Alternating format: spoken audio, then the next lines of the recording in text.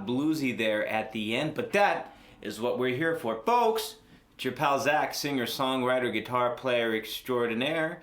We are now at Blues Guitar 202, some more comping techniques. Folks, comping is one of those things that I think a lot of guitar players, including myself, way overthink. It's not as difficult as you may think. The first video I did on comping here for blues was just kind of an introduction, brain, on how to kind of function as a rhythm guitarist in a blues setting. We're going to take that and expand upon it. I'm going to teach you how to use adult chords, right? That's what, to borrow a term from Greg Koch, grown-up chord voicings, how to kind of play with some chords and get some mileage out of them, how to kind of do some fills in between their chord bending, and we're also going to talk about our friendly neighborhood Mr. Diminished 7th chord, how to use a diminished chord in a blues shuffle as a passing chord. All this and maybe just a little bit more. We're going to go ahead and switch to the close-up,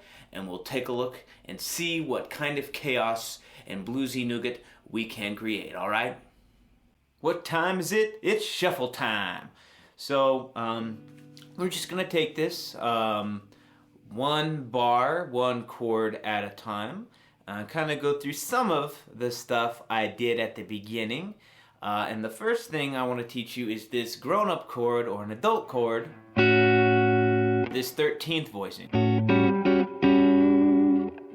Voicing I learned probably from some jazz guy or some jazz book. The jazz books teach it like this, with your pointer finger there on the root. But the chord I'm using here, the way I voice it, is I'm a choker. I like to choke up on the neck, so I use my thumb a lot. It's a very Hendrix thing to do. So to get that, we're putting thumb on the root there of the 5th fret of the E string. We're not doing anything with the A string. D string is index finger, 5th fret. G string gets middle finger at the 6th fret, and then Mr. Pinky there on the 7th fret. I mean, if you want to stretch, you can do it. Would not recommend it, because you might want to leave these digits, these phalanges, for other activities. So that was that first chord that you heard me doing there.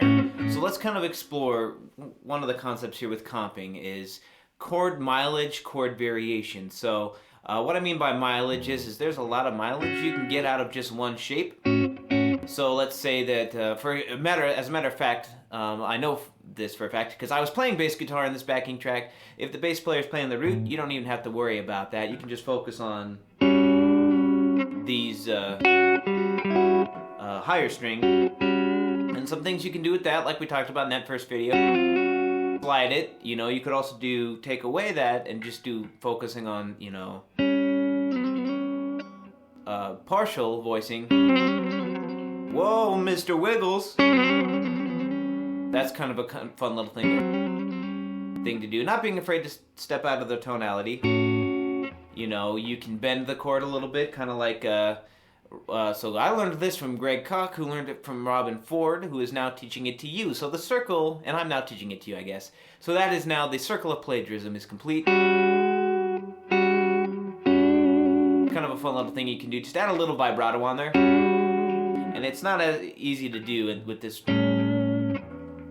jazz voicing. So that's why I like this one more. Just add a little pizzazz to it. And then, of course, we remember this little minor third resolving to the major third.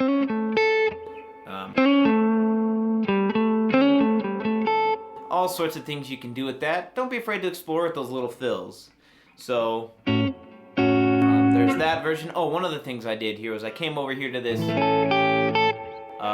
what we call the long A. That's what we called it when I was doing teaching a lot of folk and blues, acoustic blues finger style. And so that's just your traditional cowboy A chord here. But we're stretching it out a little bit here, so we're just adding the octave here at the 5th fret. And then hitting that dominant 7th there at the 3rd fret of the E string.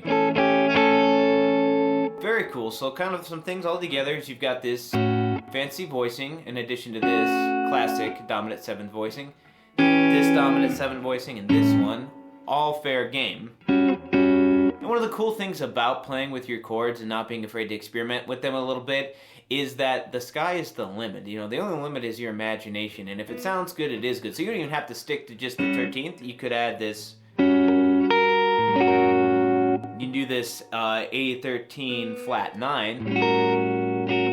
You could do the A13 sharp 9, but that's kind of hairy to me. It's a bit harsh. That might be like a thing to end a phrase, like at the end of like the first bar, then go do something else. So yeah, not being afraid to move your hands, bending the chord, playing other chord voicings. So that would be some stuff to think about playing over the one. Oh, another thing you can do is take this classic A7 voicing as opposed to this one, and moving it around there. So for example, we'll just go through the first, I guess 4 bars there with some of these variations.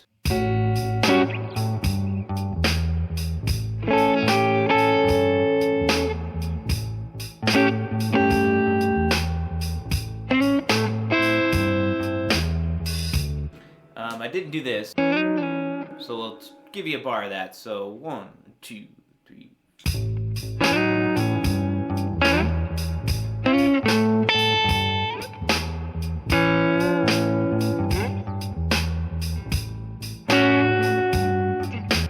Alrighty, hopefully that makes a little bit of sense. Oh, and then another thing you can do is rhythmic variation. So not necessarily starting on 1, you can start on just, and then maybe only play on, so start on 1, but don't play until bar 4. So you're only making a noise on beats 1 and 4.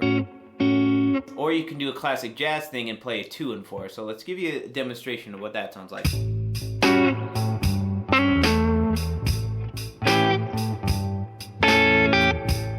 You know, things like that, just to add a little bit of pizzazz to it. You know, a good guitar player, or really a good musician in general, knows when to play and when not to play. So sometimes less is more. 2 and, you know, learning how to emphasize 2 and 4 is really cool, especially if you're going to get into swing territory. In any case, that would basically cover what I did for that 1 chord. And again, these are more suggestions. Don't take this as gospel. This is just, this entire blues guitar series is just, it serves as a launching pad for you. These things have worked for me, so they might not necessarily work for you. And then, before we even get to the 4 chord, let's talk about the diminished 7th chord. So this you can use as a passing chord, or passing tone, to get from one chord to another, so voice leading. And primarily because it's so unstable and kind of mysterious, almost, you would really only want to use this, like, we're talking the last, like, 2 beats of the 4th bar of that blues. So, like, and then going into, or just like in 3 and 4 kind of a situation there, just to give it a little taste. And then what that does is it adds a certain level of unpredictability, because this is kind of predictable. And then listeners expecting, you know, Mr. D7 chord, but if you come here for, you know, in anticipation of the 4th chord, it adds a little bit of tension and some nice release there. So this is the B diminished 7. And how nice way to kind of conceptualize, at least visually, how this chord looks is it's basically a D chord up a string, you know, up a few strings. And then adding the pinky here. And the nice little trick to this is wherever your pinky is on that E string, that's the root of the chord. So this is B diminished 7th. And then another neat little trick that you can do with the diminished chord is if you move it up an interval of a minor 3rd, it's the same chord. Right? So what I'm saying is if I move, you know, using this note here for my pinky and sliding it up to that D, it's still a B diminished 7th. If I want to slide it up to an F, another minor 3rd, same chord.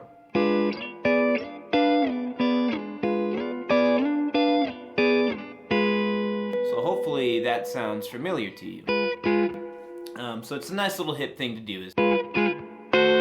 And And then now we're into the 4 chord here, so the next 2 bars. And one of the things I like is, keeping it simple. The nice thing again is like the sky's the limit. You don't even have to learn fancy new chord voicings. You can take chord grips that you already know and love and apply them. So this A, 7 chord here can become a D chord. You slide it up to the 7th fret. It would be technically a D7 over A because the 5th is there or there. And then again, that kind of device absolutely applies here as well. But one of my favorite things to do in blues and funk settings is to take the D9. So we are going to learn another new chord here, folks. The 9th chord. I like these extensions. The D7 and like A7, E7. These are all fun and but there's something about that sound that when you're sliding it around that it just sounds so hip to me.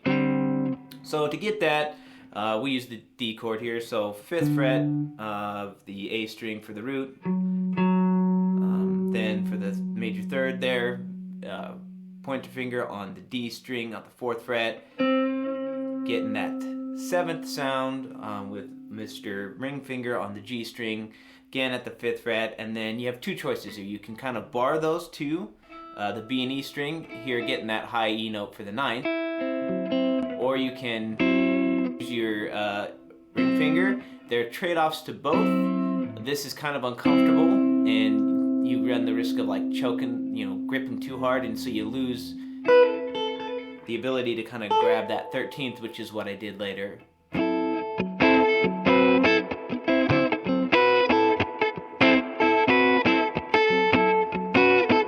But this is easier to bend. So while you may lose access, to other notes, you can.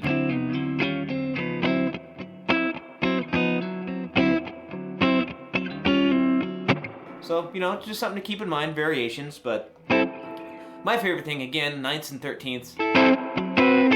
So grabbing that B note again, because remember, we're thinking we're coming out of that diminished.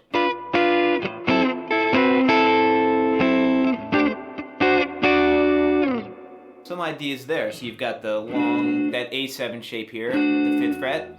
You've got this version of the 9, or this version, and then grabbing that 13th. And now another thing I wanted to mention about the diminished chord, not to keep zigzagging, but that same kind of idea will work for any chord. The kind of rule of thumb is like, so your target chord, for example, that was an A moving to a D7. So you just want to think a note sharp of the, a whole tone up of your main chord. So that's A, so that means we're using the B diminished 7th. If we're going to go from D, we would use the E diminished, and so on and so forth. Again, you're not wanting to stick around those too long. It sounds too out, and you still want to keep some level of harmony. So now we are in the 5 chord, and again, all the things we've kind of applied there, believe it or not, work for this as well. So that A7 shape, the old, A7 shape here, works for E. We're just up at the 9th fret. The full grip works. This one works. The 13th works. A little harder to grab that there though. But there's something about this 9th chord with the 13th added as well that it's just so much fun to play.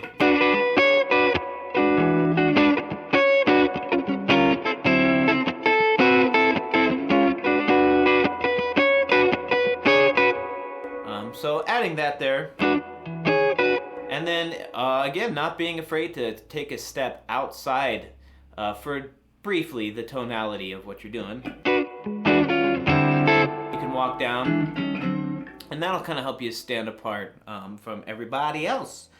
So, and again, not always playing on a downbeat, maybe playing on beat 2 and 4, maybe you're playing on beats 3 and 4, maybe you're playing on the 1 and 3 and leaving 2 and 4 out of it altogether. All of those are fine options, you know, as long as you're keeping time.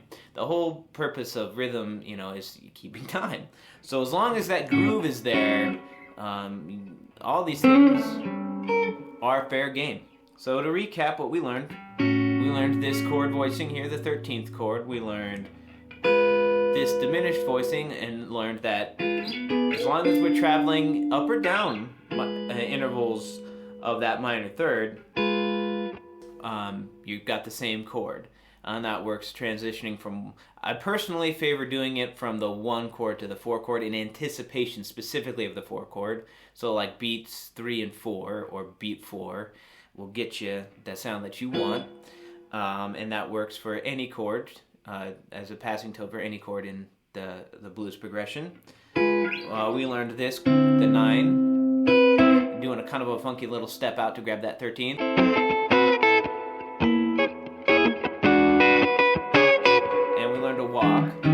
We learned this long A and how movable it is. And we learned to not be afraid to still step out or even bend chords. You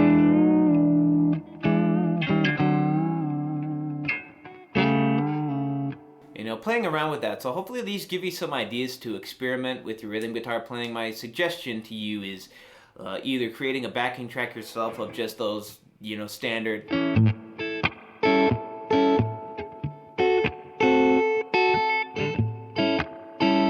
just to kind of get a feel, or finding one online, asking a drummer friend to you know, keep time for you, do a shuffle groove so you can kind of, you know, play around with space, and then of course jamming with your friends, because that's what we're here to do. We're here to learn how to make sweet musical congress with our friends. So I hope you got something out of this.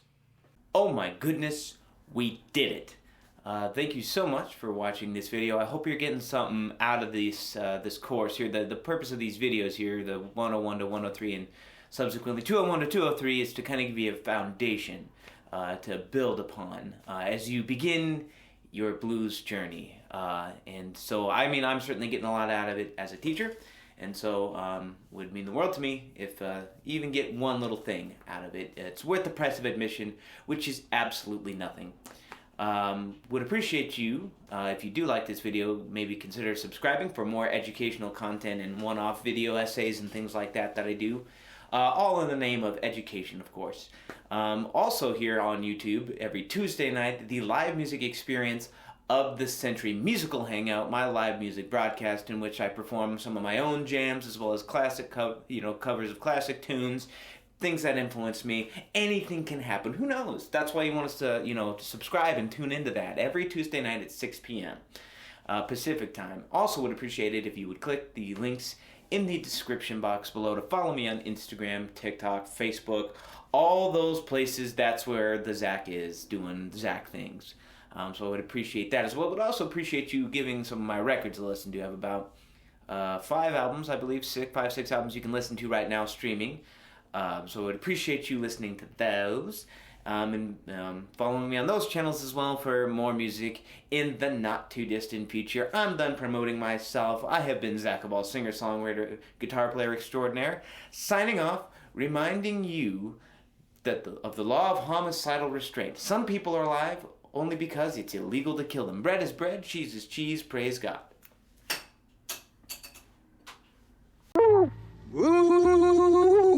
Hallelujah. Hallelujah.